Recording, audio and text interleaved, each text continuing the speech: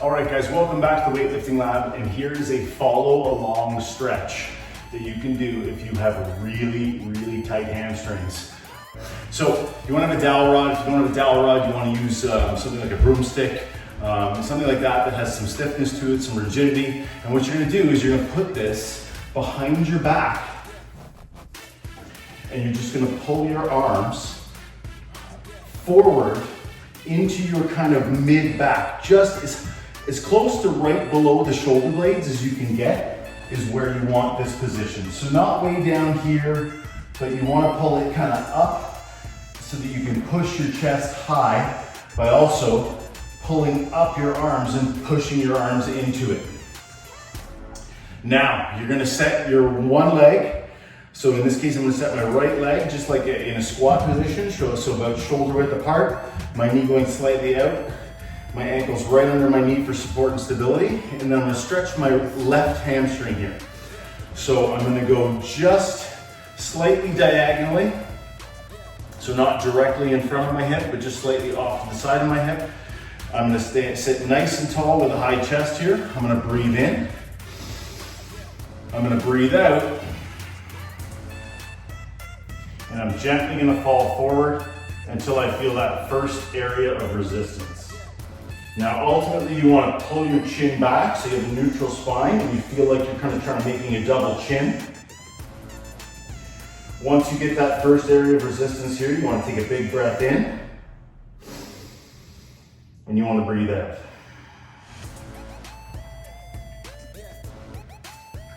Now, toes to the sky is important here too. Imagine you're standing on the floor. It'll give you the best chest or the best stretch, and high chest, big chest here.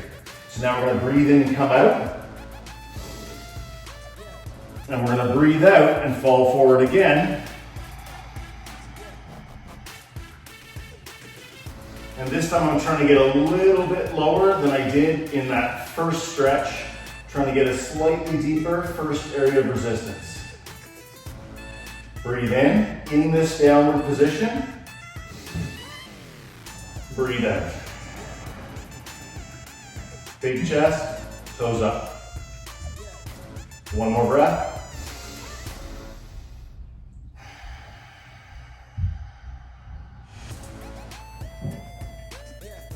You're going to breathe in and come out. You're going to shake it out if you need to. Sometimes you can get a little bit of stiffness in the chest, the shoulders, the biceps, just holding that position with the dowel rod. And now we're going to switch legs. Alternatively, you can hold the dowel rod on your traps. Make sure you're not holding it on your neck or pulling it into your neck. There's a lot of stuff going on there. You don't want to pull it into your neck. You want to pull it into your traps. And that will also help you keep a nice tall chest. So now I'm going to stretch my right leg.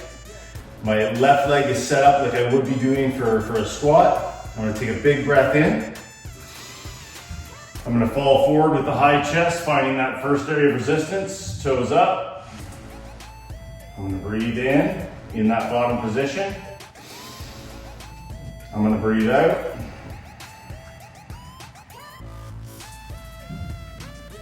Now I'm going to breathe in and come out. And I'm going to breathe out and fall back into that stretch. Trying to get a little bit deeper than I did on the first one. Now I'm going to breathe in this position and breathe out. I'm going to breathe in again here and breathe out.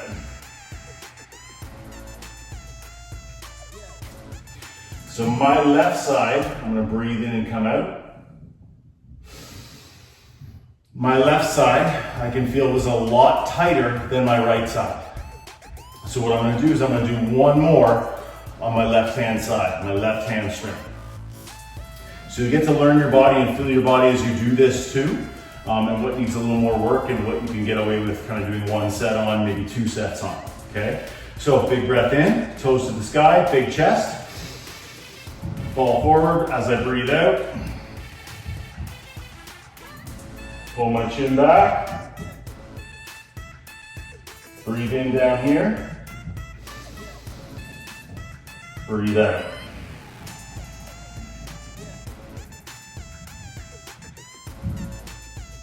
Breathe in.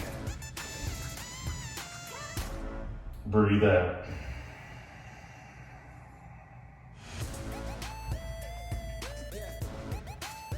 Breathe in and come out.